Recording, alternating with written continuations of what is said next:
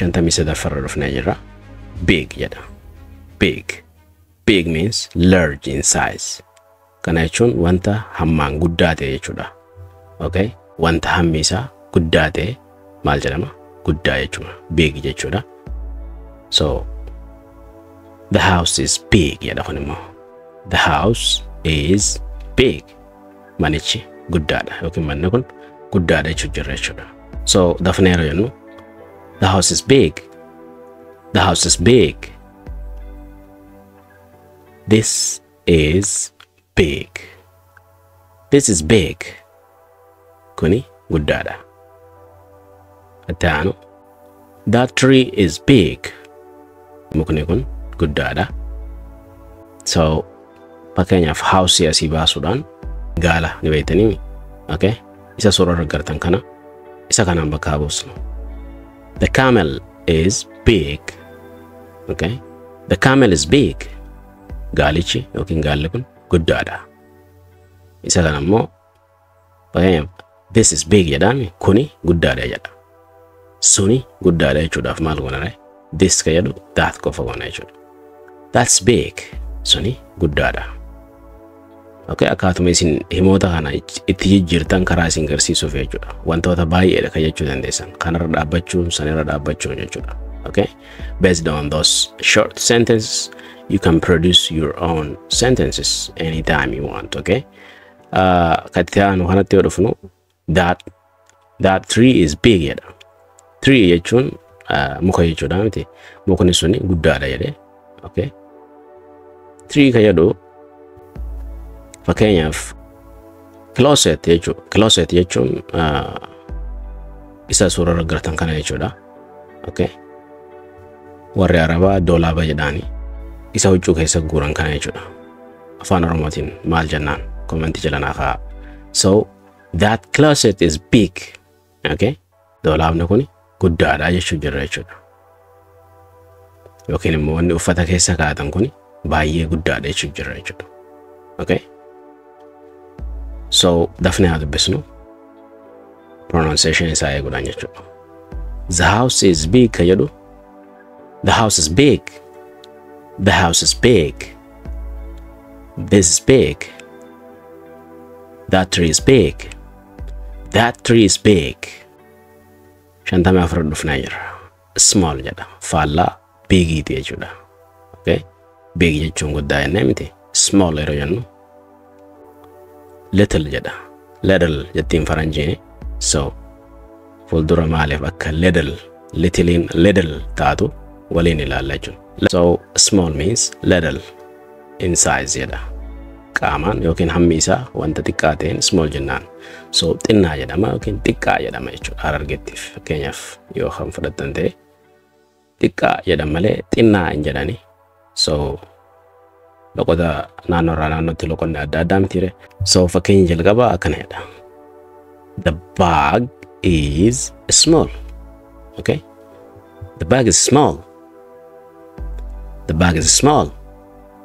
Jetani taraa dura yookiin jalqaba irratti the bag is small jetanii tumsuutetti ergasii the fiixaarra baatiin the jennaani the osoo hin taane the bag is small malee the bag is small jennee sissis jechaa jechuudha. Essii tana yeroo lama yaamne girgirii firran dhaabne jechuudha. Essiin takkumaa mul'ata asitti. Okay? Akkam jenne? The bag is small. The bag is small. The bag is small. Essiin taan xiqqishuma fiixarratti dhaamte jechuudha. Isa kanatti yeroo dhufnu she has a small cat. Isheen adurree xinnaa qabdi jedhame. Akkamitti dubbisname? She has ka jedhu kanas essuma irraa haa ka jedhu irraa murree essi qofaan bifanna jechuudha. Okay? She has a small cat. She has a small cat. Okay? Isheen adurree xinnaa qabdi. My room is small. My room is small. My room is small. Kutaan koo xinnaadha jechuudhaaf.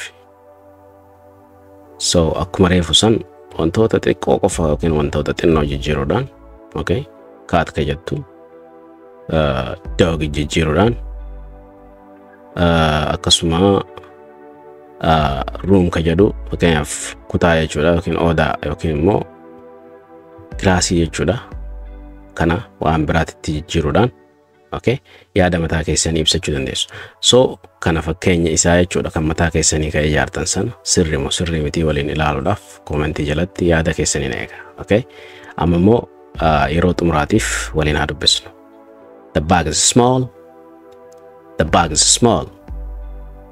She has a small cat. My room is small. Clear, right? Sirimi?